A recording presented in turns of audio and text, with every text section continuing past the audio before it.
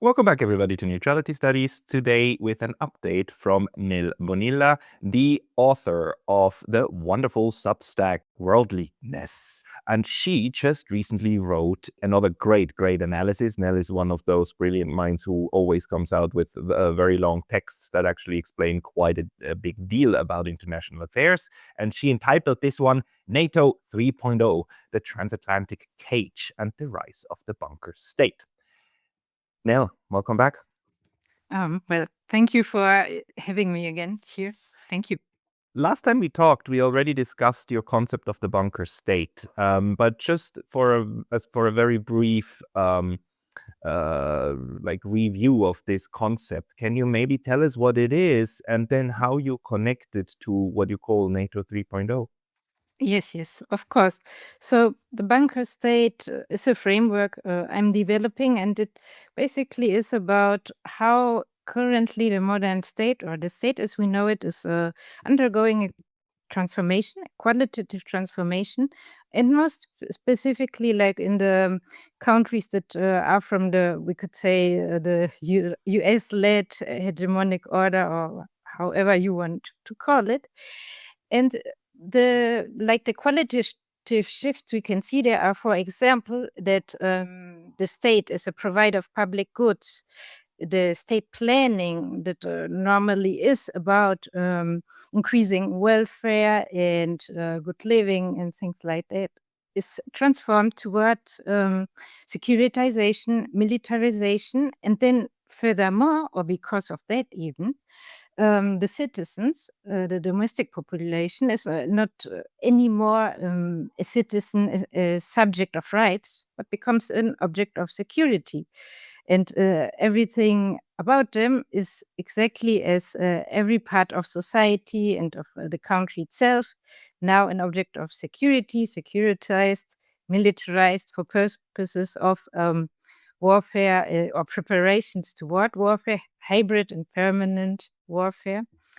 And then another point of the bunker state framework is that also every country and even region is not anymore exactly a country, just sovereign, autonomous, but becomes a sort of a node within a network. And the purpose of this network then is this hybrid warfare. And against whom? Well, since this transformation is coming from like US and transatlantic ruling strata or elites, it is, well, against its so-called competitors or rivals, in essence, and specifically China and Russia, Iran also to an extent, and of course, any nation that is aligned with them, for example, within BRICS and so on. So that is basically the bunker state. And how is this connected to the NATO 3.0 shift we have seen now with NATO in the Ankara summit?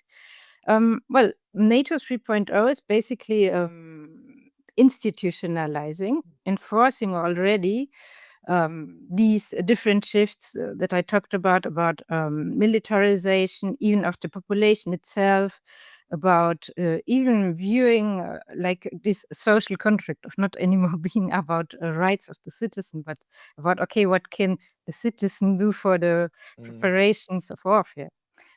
Even all of this is part of this NATO 3.0 shift. Yeah.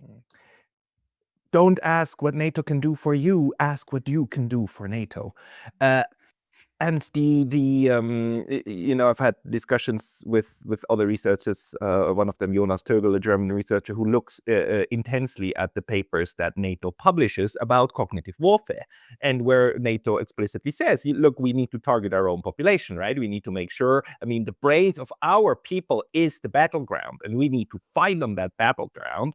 And so this kind of conceptualization of what the citizen is, and how the citizen has to be integrated into the entire defense. It's an offense. It's a war structure. Defense is this is the lovely, the cozy term for like war, offense, and death and destruction. But how would you then say that NATO developed? So NATO 1.0, 49 until basically 89 or 91, like the Cold War NATO, then the reinvented NATO of the unipolar moment, and now the NATO of a multipolar moment. How can you talk a little bit about the shift? Yes, of course. So the shift is very interesting because it's a slow shift and a shift that almost since the beginning had a certain direction. And NATO 3.0 then is, at least for now, its most honest expression of it. But so NATO 1.0, let's call it the Cold War NATO. It was more, well, it started after World War II, and it was more about trying to align the European elites or ruling strata, political elites, military elites, with the US, into the US orbit, its sphere of influence, so to speak, and partly to block any type of rapprochement or any type of trying to work with the Soviet Union or any state that is aligned with it, and even to, one could say, also pacify any socialist ideas that were at that time also popular in the different European countries. So all of that, I mean, this was like one of the core objectives of NATO in the Cold War. But even then, I mean, this is, I didn't know it, but as I researched, I saw it. Even then, there was this idea of, well, having a division of labor between the US and Europe. So I found, and I talk about it in this essay, a memorandum from 1959, and it talks about burden shifting. It's from the Assistant Secretary of Defense, and it basically says, and I quote, what by Secretary of Defense Wilson, that the US would concentrate its military assistance efforts upon advanced weapons, requiring them, Europe, to assume increasing or complete responsibility for their own recurring force maintenance and conventional material requirements. So what this means, like in other words, it means that the US was, well, concentrating on advanced weapons, including, for example, nuclear weapons. This is like the so-called strategic layer, strategic weapons layer, and so. And Europe, on the other hand, would have to concentrate on absorbing the economic burden by having conventional troops, by having like joint projects with the US, specifically with their weapons, buy from them, their industries. Well, this was the idea since at least 1959, according to this document. I think it's partly because they, at that time, thought or had this inkling that, well, let's see when the Europe is ready, after having been devastated by the world wars, to maybe shoulder the burden of the US hegemonic strategic project. Even though one must say there were, of course, different like European political and such elites that even before that were converging in this project, one could say. So that was during the Cold War. Hey, just a very quick note. The best way to support this channel is by signing up for my free Substack. You can also help with a paid subscription there, or you can get some of our new merch on neutralitystudies.com. Links below. See you there. And then during or after the Cold War, and even a bit before that, it's very interesting. Of course, it's about now these out-of-area operations. But what I found there from, for example, a communique in 1980, which was like the context was, of course, for example, the Iranian Revolution. And back then the US didn't have like they discovered LNG and all of this. So they really, really needed oil, petroleum. And with the Iranian Revolution and other things that were happening, I think even the Soviets in Afghanistan, processes like this, they were on alert and needed to move their forces to Western Asia. Now, in 1980, then this communique was written, and it basically said, we need an increase of 3% in annual defense expenditure by all countries, which would substantially assist in reducing the balance of forces. And the balances of forces, again, like they always had this idea in mind about having to counter other countries from becoming like an alternative, into the different pole in the order. So this is from 1980, where they already had this idea, increase of defense expenditure. And also then, but I mean, then after the collapse of the Soviet Union, as we know, NATO began to absorb different, like Eastern European countries, Baltic states, and so on. This was also with this idea of the balance of forces in mind. It was about trying to prevent, again, Europe to in any way try to have a diplomatic or industrial relation with the post-Soviet states and point them towards their direction instead of the US sphere. And of course, also with Russia, they didn't want it that either, because even though they admitted and were like, okay, now Russia is weakened, it's not a threat. It can potentially become a threat. And they like strategists and US security establishment and such already talked and wrote about this during the 1990s. They were like, no, I mean, now it's not a threat, but it will become one just by the sheer size of it, just by its own memory of what it has, because of also the industrialization of the Soviet Union and so on. So this was the idea of NATO after the Cold War. And again, it was about saying, okay, Europe, you have to, for example, after the Kosovo War, do this long-term peacekeeping missions, and we are about, like the US, are about controlling with our advanced weaponry this like the high-end part of combat and warfare. Again, there was not as not as how you crystallized that it is now, but it was already like starting, even with this increase in annual defense spending. And now NATO 3.0, or the NATO of the multipolar era, so to speak, it came about. I mean, the idea, as I have seen it so far, researched so far, was talked about already in the 2000s, but I mean, the 2000s were still with these out of area operations, and then 2010s even more. And it was basically about now seeing that the unipolar moment is eroding or collapsing, or now basically collapsed.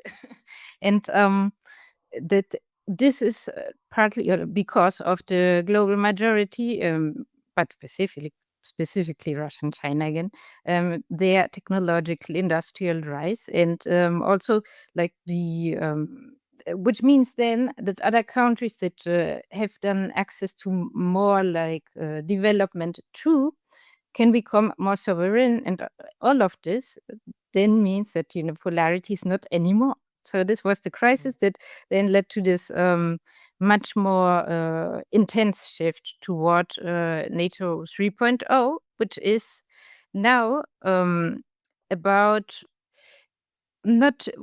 pivoting resources towards what they call Western Hemisphere and the Indo-Pacific, which means towards, on the one hand, China, and on the other hand, the Americas.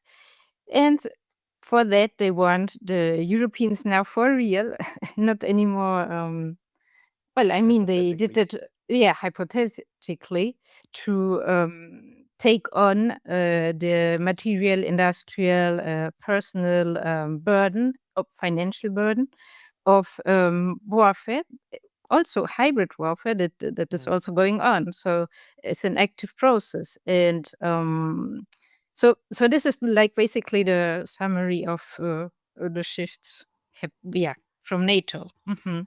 I find this very interesting because that kind of framework would help me explain certain outliers, like the German General Harald Kuyat, who is now in his 80s and used to be NATO's highest military, the commander, not the political one, but the military one back in the late 90s or early 2000s. Or even the mid-90s, I forgot, but he's one of the people who now heavily criticizes everything that's going on with NATO and says, like, look, this is leading to the catastrophe, and of course we're pissing off the Russians. I mean, of course, NATO expansion created these problems, including Ukraine and so on. And the question is, why would a NATO commander in the past do that? The answer under your framework would be because he's a NATO 1.0 type of guy who grew up under that mindset and shifted into 2.0, still had the experience of even having Russian troops under his command, right? When the NATO Russian what's it called, the cooperation framework that they had was working. But that was not where NATO was going. NATO was not going to stick to 1.0, out of area or out of business. That was the idea of 2.0, out of business, out of area they went. And now they're transforming again into in a bulwark, into something that integrates into your concept of the bunker state. Is it an integral node, or is it the driver of the bunker state in the West? Can you maybe speak to that? You mean if NATO is a node or a driver? Yeah, yes? node or driver. Okay. Yes. Okay. Well, I would say NATO is rather a node, not a driver. I would even say NATO had maybe a more important role before, and now it's more, not to say it's not important. I mean, they wouldn't, like these institutional pressures wouldn't be there for the different European countries, even if there was an importance. But anyway, I think it's more of a node because the focus, or what I mean, like the US power elites, functional elites, are aiming at more is weakening Russia, but not with their forces, not with their material, but rather their aim is, of course, more China. And thus Europe becomes just one node because there are other regions in the world where I'm not saying I know that they will succeed or what have you, but the idea is to create similar nodes in other parts of the world that function not exactly like NATO. No, that's not the idea. The idea is just to generate hybrid warfare, constant pressure. That is the idea. So that is why I think NATO, more than a driver of the bunker state, is a node. I mean, if we talk about like the US hegemonic project, on the other hand, for every country within NATO, it's a driver, of course, because NATO, the NATO framework itself, NATO 3.0, will and is already transforming the different societies within NATO. So in that sense, it is a driver for societal transformation towards a bunker state. And a node in the larger structure, a driver within the system.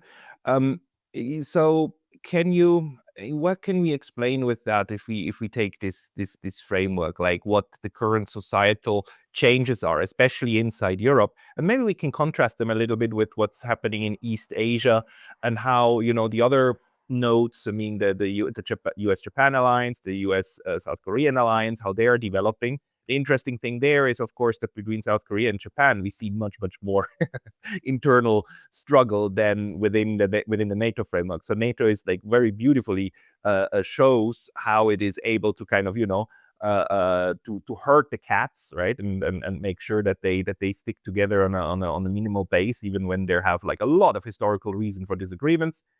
Poland and Germany, certain memories. We see it with Poland and Ukraine. Ukraine is, of course, not a NATO member, but for all intents and purposes, it is very well integrated into the entire structure, very conveniently, because you can fight with that thing. Something inside is more difficult. Outside is much easier to fight with it, and we see how this proxy war is useful to the US.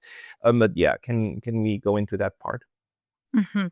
About how this leads to social transformation. Social transformation inside of these groups. Yes. So what I would argues that with NATO 3.0, and also with what I talk about in the bunker state framework, it's a transformation that is more silent and quiet. And I mean, it is very. I mean, if one tries to understand it and observe it and study it, one even sees the silence about it. One can call it like that. What I mean by this, for example.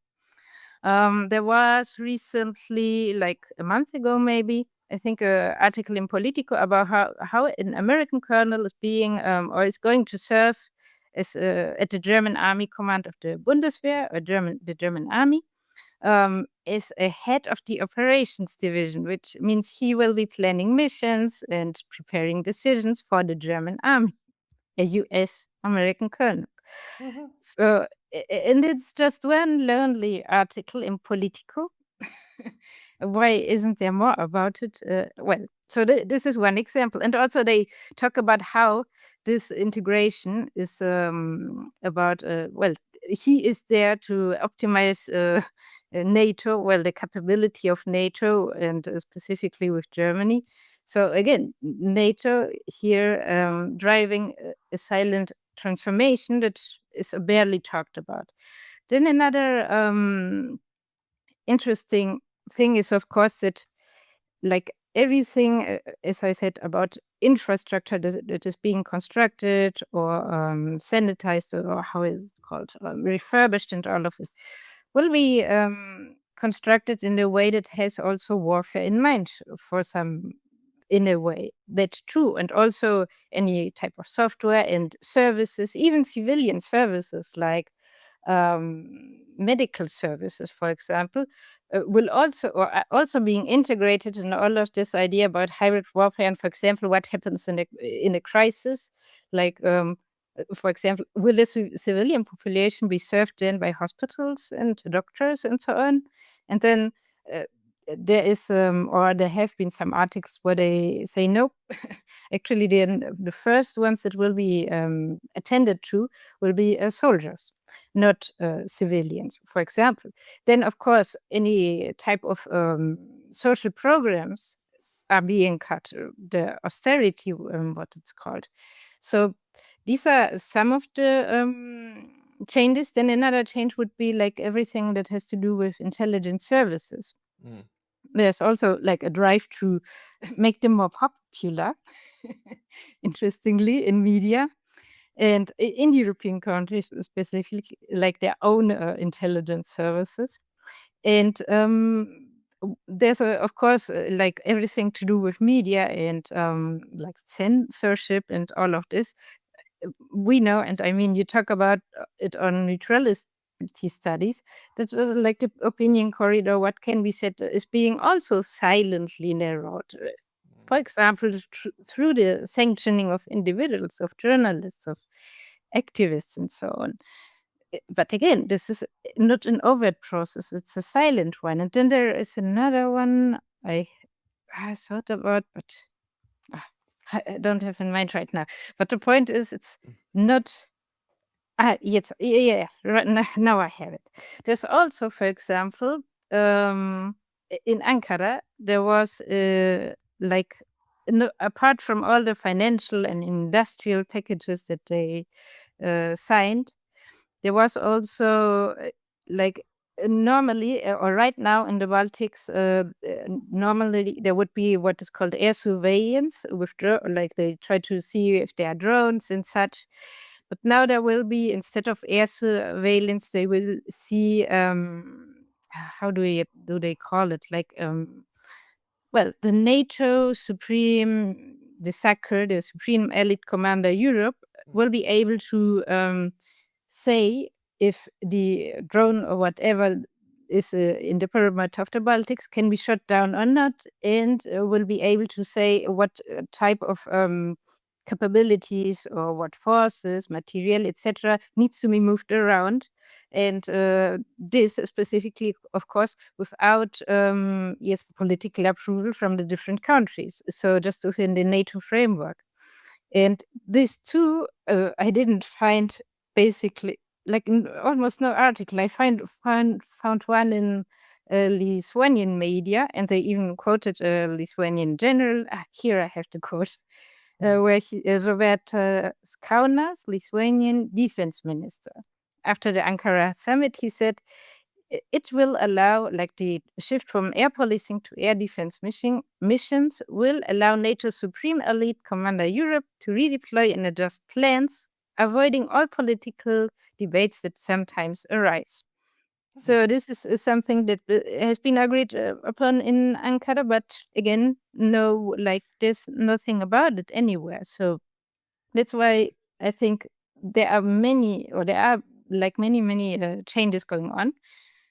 They are silent, and I think it's on purpose so that people don't protest. Even another one, very interesting, is for example now with the Iran war and the different, when it started, the different political leaders in Europe said no, we will not get involved, like publicly, and then.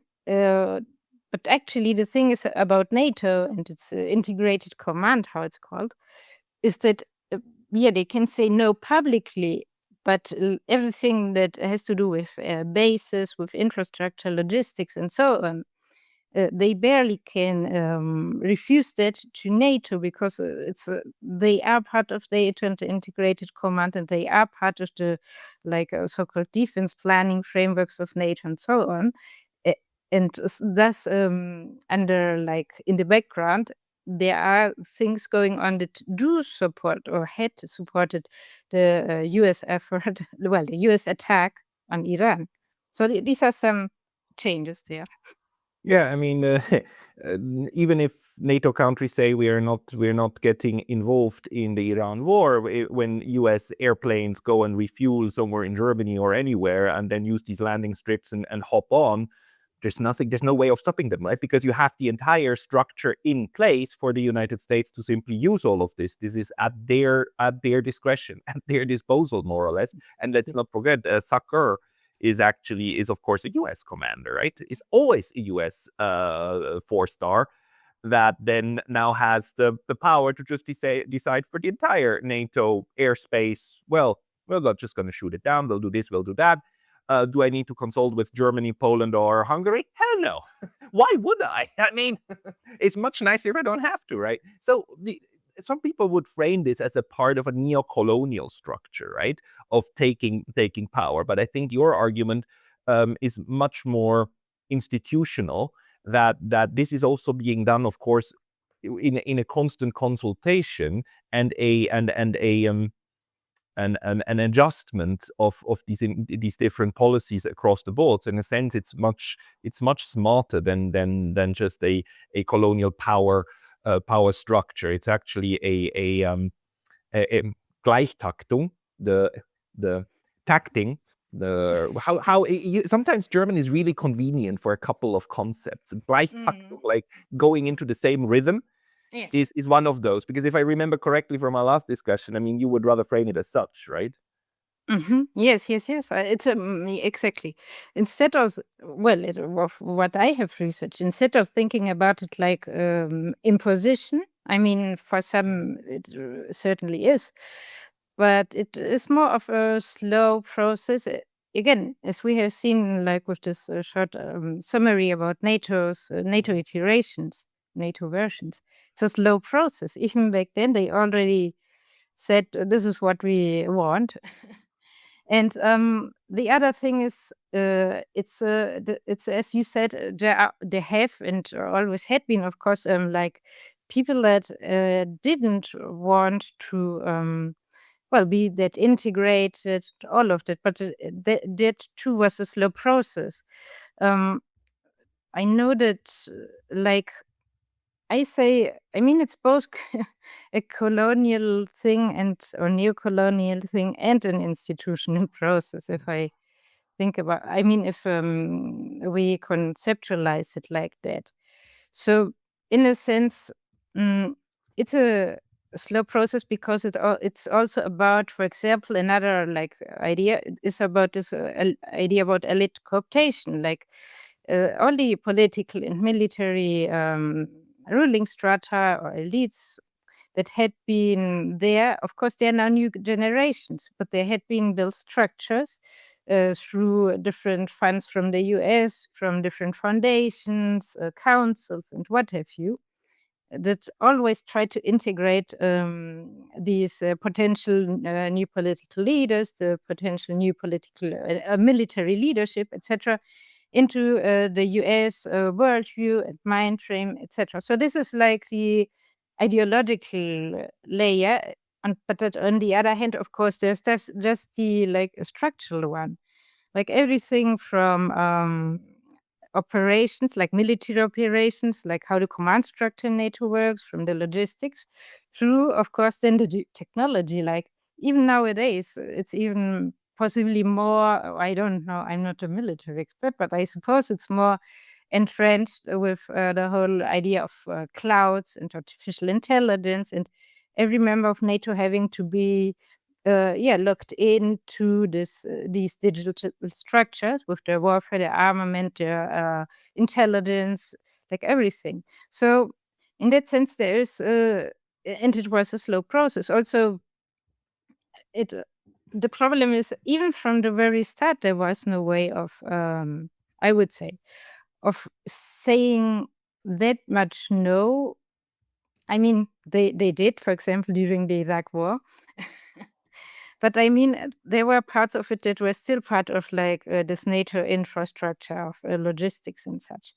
So in any sense, I think it's a slow process. And now the persons that are there in leadership are mostly, again, not all, but mostly probably ideologically persuaded, and some maybe just opportunistic, like saying, okay, my job is tied to this, my resource, it's my status, and so on. So yep, I would say it's not like we don't have to think about it like either in imposition, because it's also not like these people, or many of them in Europe, don't again are like saying, oh, we do want this or we do not want this. It's a mix of everything, but yet it's a slow process, not a it was not a fast one. Yeah, and so in this sense, it's a political and a sociological process that is leading to this form of integration, and it is driven by a couple of these institutions, NATO the primary one. So for you, the Ankara summit, in which these people actually openly talked about NATO 3.0, I mean, that's a concept they're proud of. It's like that's a fancy term to them. What surprised you, or what did you learn from that summit? Because a lot of us actually, we didn't in the podcasting bubble, we looked at it, but it wasn't very impressive, right? There were no big speeches, and so a lot of us actually kind of discarded it, saying like, yeah, it was a very weak summit, and it rather shows the disunity of the whole thing. But I think you have a completely different take of it at it, right? Yes, yeah, because I mean, what I have what I saw was about like, yes, NATO. Well, it's about just for the weapons industry and maybe disunity and things like that. But I didn't see it that way, or what I have seen is not about this. For example, like one thing, of course, the US, its soldiers, troops. Yet, yes, there are plans to withdraw from some European countries, and that's true. But again, one thing is this part of the, let's say, warfare structure, and then there are other parts. So then in the article I mentioned, for example, that I think some weeks before the Ankara summit, Pete Hegseth said in a review of his war department, like he said, Europe has to step up to make sure that we have access to basing and overflight, and that it is assured and ready, and all of it. So again, this means, yes, well, we might withdraw our troops, but we will entrench ourselves still in Europe as a territory and its logistics. Then the other thing about NATO 3.0 is, of course, like, or what I have seen is all of this with the weapons and armaments industry is not so much about just saying, oh, it's about making them rich. I mean, that's true, of course. But another part of it is actually about trying to create basically a transnational, transatlantic, geopolitical also factory of armaments or armaments industry, which means that everything will be standardized, will be, well, that's the idea. I'm not saying this is what will happen, will be produced in massive numbers. Every country will have like its role to produce everything that is needed, but based on US standards, US software, plans, designs, and so on. Almost or very little input from Europe or the European countries. So the idea is to not anymore have the European countries have their own national defense industries, but rather integrate them within Europe and then with the US and Canada also. And then the idea is that Europe provides the capital, the production lines, factories, and the mass, of course, of people, human resources, and the investments.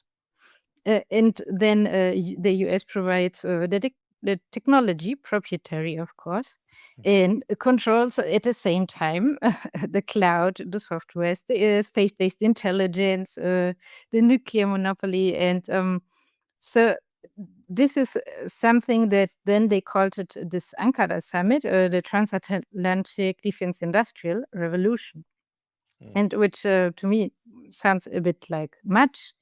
But if we think about that, this isn't anymore about like the US trying to produce only in its country or Canada or Germany, but really about trying to produce everybody together what the US hegemonic project has in mind or has planned.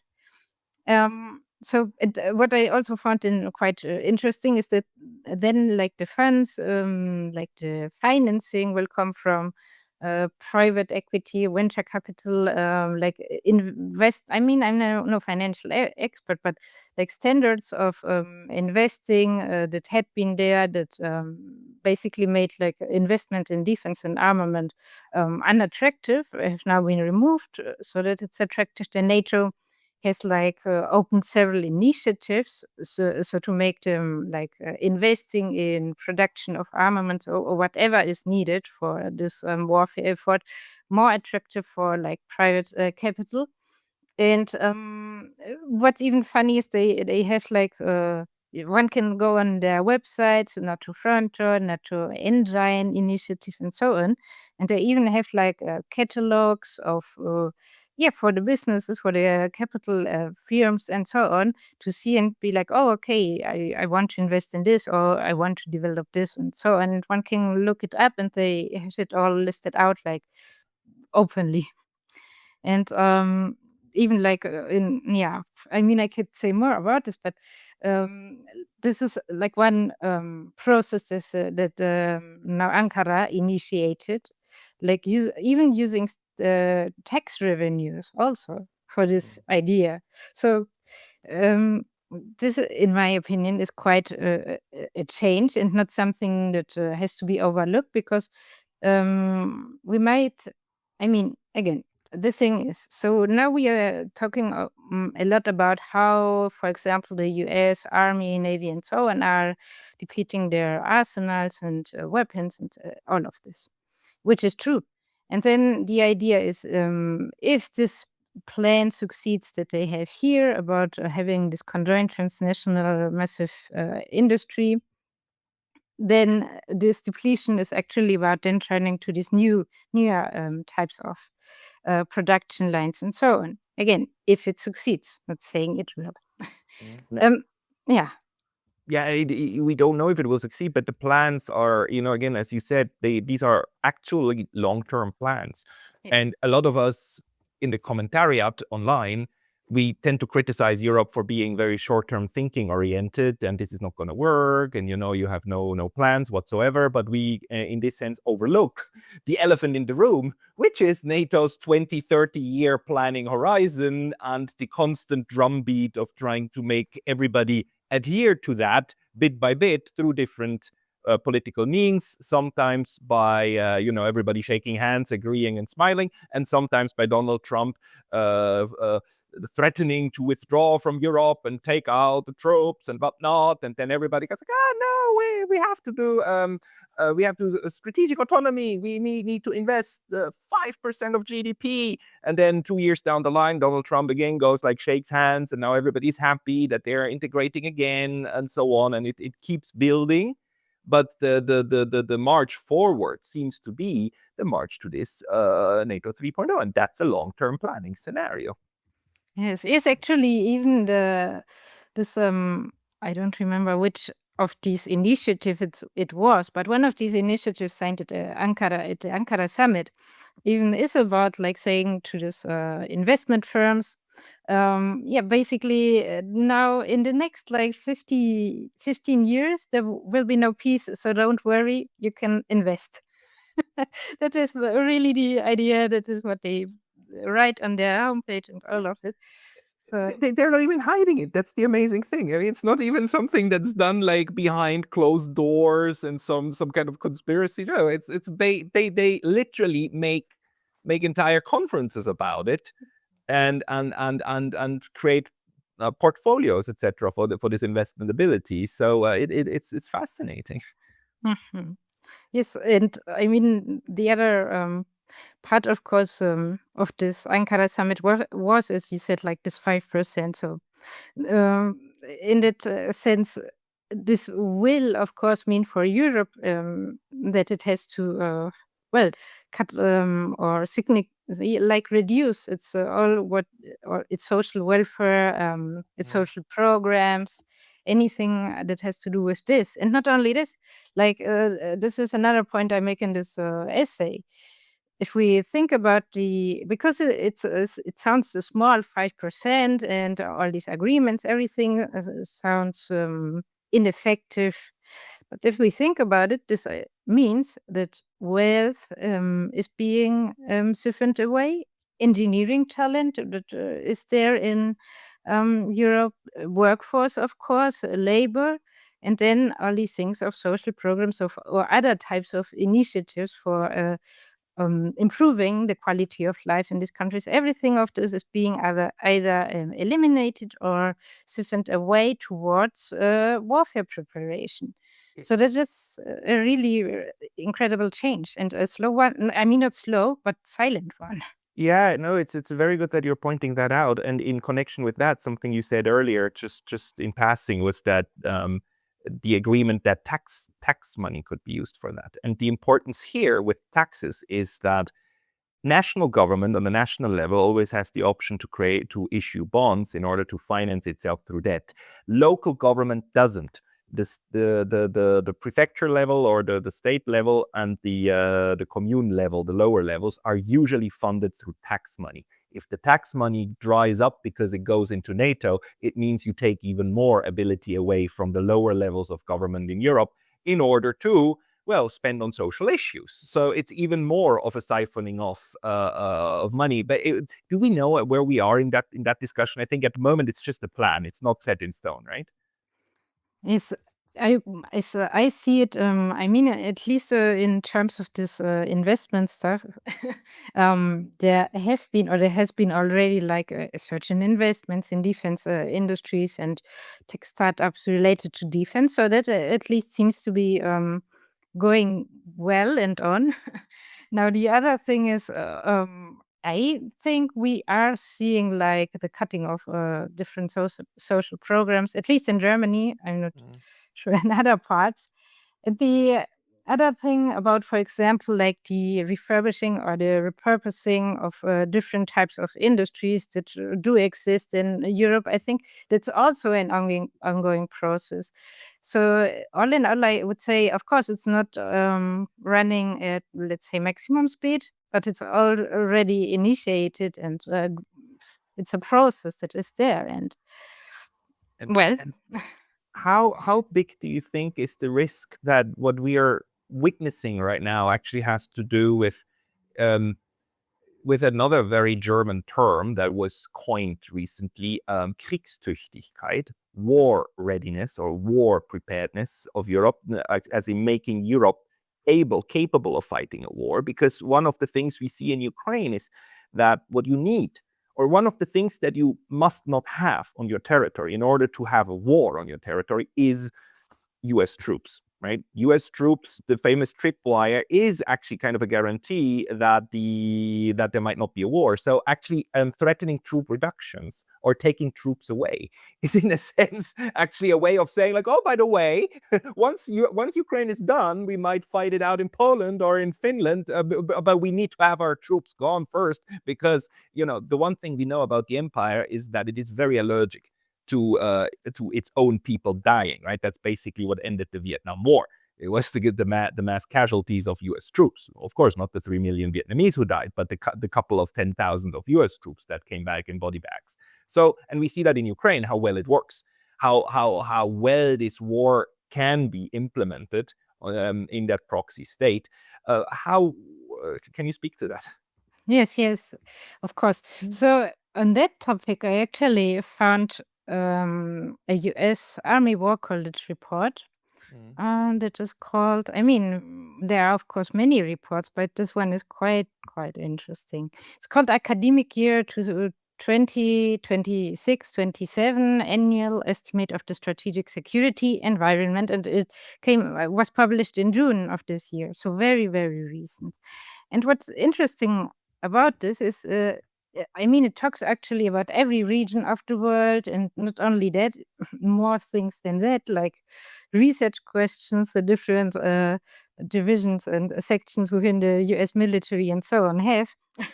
But anyway, it also talks about Europe, for example, and proxy warfare. And there they, in what I see it as them describing, like the authors of this section about Europe, basically then describing a NATO 3.0 and what this then means for the role of Europe in this idea of proxy warfare. So, for example, on the one hand, they openly state that Europe has to shift, as we have said, from the to an integrated defense industrial base. On the one hand, no more industrial nationalism. And then they talk about, and it needs to, have an evolution in its societal capacity for mobilization and the political viability of varied conscription models. To enhance resilience, they say. But what they are saying is, every country now must look at how can you get soldiers to conscribe into the army, your army. Well, for NATO specifically. And then they say, for what goal? Well, to secure the eastern flank, of course. And this is something they state openly. And then another thing that I thought, what is this? Is where they say that NATO, and NATO mostly here means Europe, has to switch from so-called maneuver-centric warfare, which are these out-of-area operations, towards positional warfare, a positional defense framework. And the positional defense framework is warfare, attrition-style warfare, like in Ukraine, for example. So they are saying NATO needs to be prepared for being that kind of attrition zone. And therefore they need mobilization and conscription. And it's, in my opinion, quite how can they be so blatant? But then they even say this report is literally saying we need meat for the meat grinder because we know the meat grinder will be on NATO territory. So we then need to let them come and kill them, and then we need enough to feed it in, because one of the problems Ukraine has is that it's running out of soldiers. So we need to prepare for that kind of scenario. It basically says this. How else can one interpret moving NATO to a positional defense framework, which is attrition? And then they also talk about how NATO failed to see that they should have used Ukraine as a steel porcupine, which means building it up for this attrition warfare. And since they failed to do this, well, now they have to do it, like NATO Europe has to do this. Even this term, steel porcupine, is really weird. And they even say, Ukraine in this part of the report, they say, well, Ukraine was a willing proxy, and NATO could have used it. And this is also like, and then, in my opinion, what they deny implying, well, NATO or the NATO countries that surround the eastern flank, then are the next willing proxies. It's even in such like the extent is such that they even talk about and write that the U.S. military needs to change its doctrines and its strategies explicitly, and they'll like really explicitly and for the purpose of proxy warfare, like not even hiding it anymore, saying, okay, our doctrines and strategies will be now about enhancing, well, proxy warfare, which means warfare of other regions in the world, not the US. And this includes NATO, and well, they talk about this in the European like section of this report.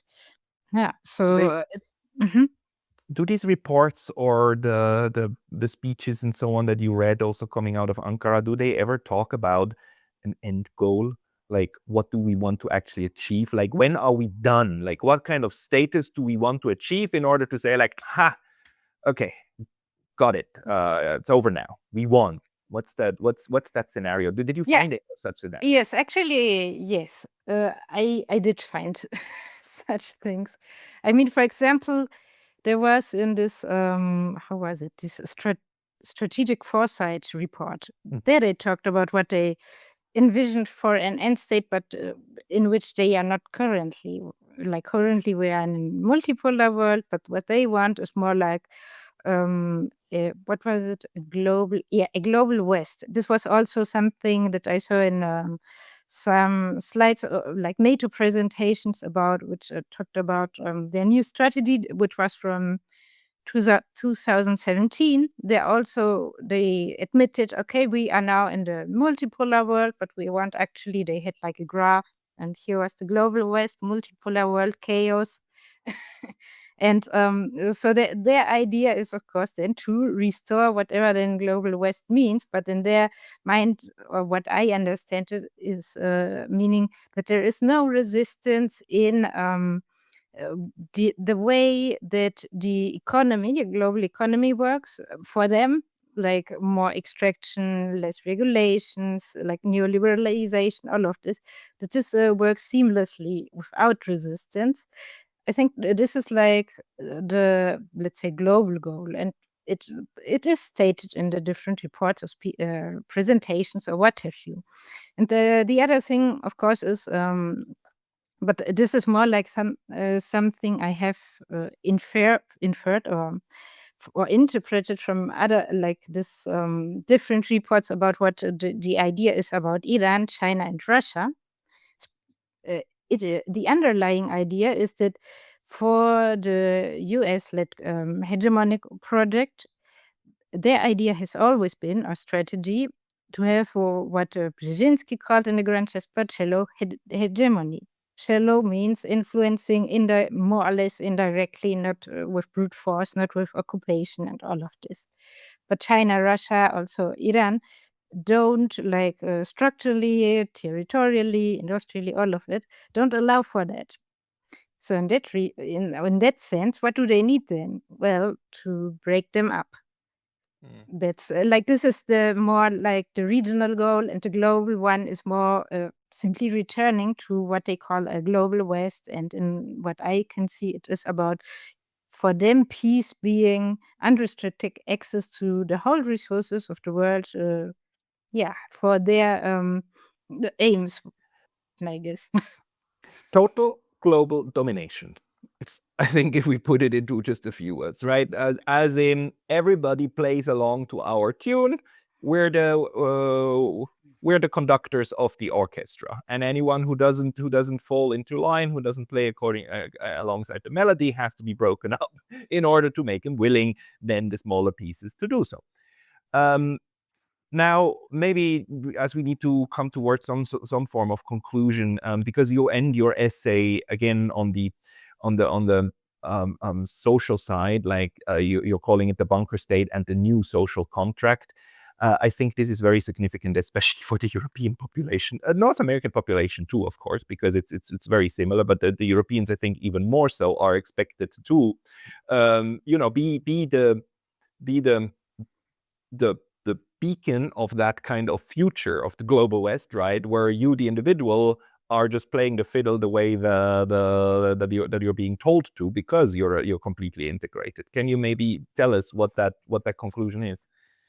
Yes. So in the conclusion, I write a little bit about, on the one hand, of course, that this idea of war preparations and so on leads basically to a reorganization of the state, which then I link to the bunker state, this qualitative shift of what the state is, in like redirecting all of its resources towards a traditional warfare in this case, and away from everything that has to do with its population, citizens, welfare.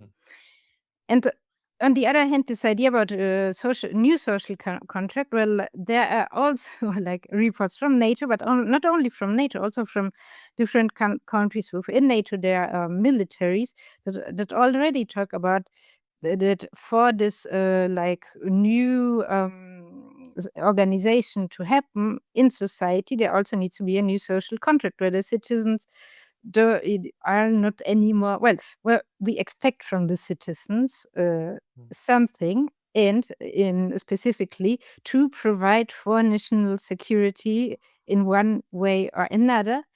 And I see there that this, along with everything else we just talked about, is basically a hollowing out of democratic politics, of what should be democratic politics in every way imaginable. And this is what they openly acknowledge, accept, and have as a goal. Like, I mean, these NATO strategics and planners and so on.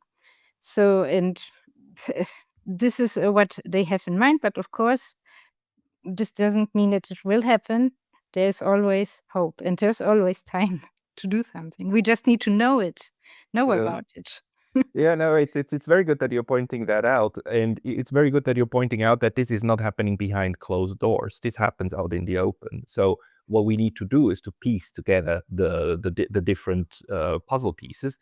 What would you recommend, just to for the very end, what to look at most closely in order to understand whether the bunker state is developing, or if there's actually significant social opposition against it? I would argue there is. In Switzerland, next month we're going to vote on a neutrality initiative, which directly opposes that kind of concept. Not, it doesn't say so, but it would work against this kind of bunker statization, because it would talk about national defense for the sake of the nation, not the collective. National defense as defense, not as offense.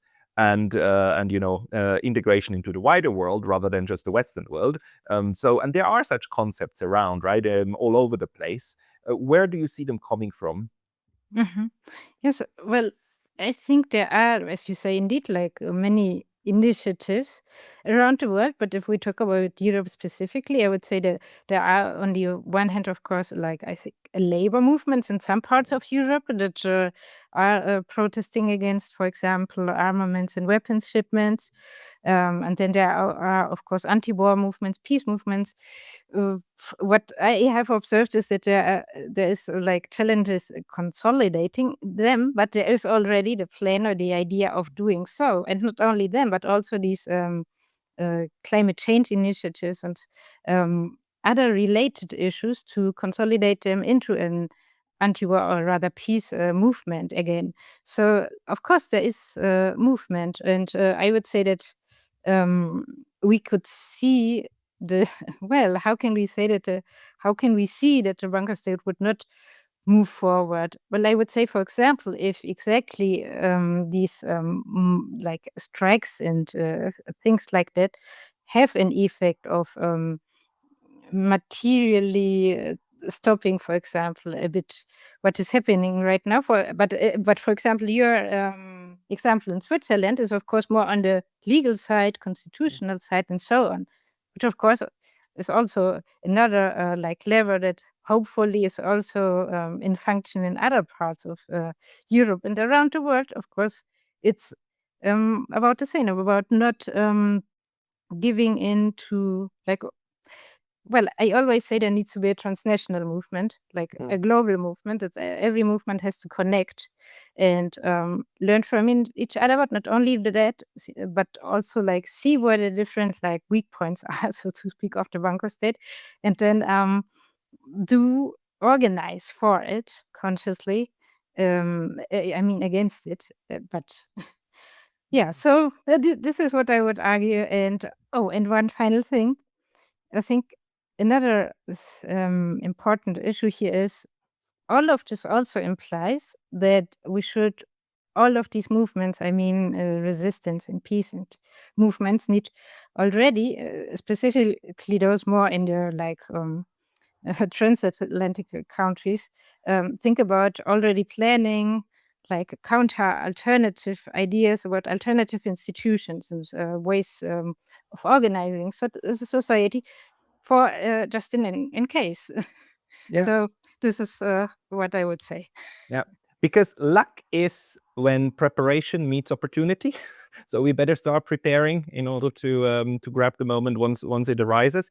Nel, people who want to find you, they should first and foremost go, I think, to your Substack called Worldlines, where they can find this wonderful article, NATO 3.0, the Transatlantic Age and the Rise of the Bunker State. You even tend to find beautiful imagery to symbolize that. Just 10 seconds about this image.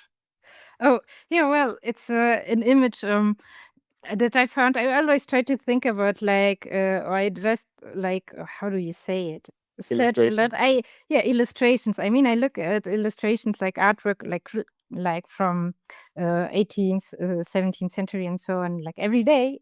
And like in this image, you see like a castle, a fortification on a hill. And I thought this image like has a very good is very apt for this idea of a rising bunker state in I mean just for the metaphorical sense. And then we also see like people like lying there like outside, like I would say maybe one could see interpret this as like the population, the civilians watching from outside how this like menacing structure is being built while they are going on about their daily lives.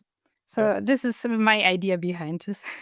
Yeah, and the bunker state is maybe the way that it's built right now is new, but the idea of fortification of society definitely is not. That of course too. Nel, any other place for people to go than your Substack? Yeah, I also write, but this is more for like German-speaking audiences on Nachdenkseiten. .de and and on the Twitter, of course, you in every article of mine you have like links to my Twitter or Blue Sky, so that's where you can find me. I'll make sure to put those links into the description box below. Nel Bonilla, thank you so much for your time today. Thank you.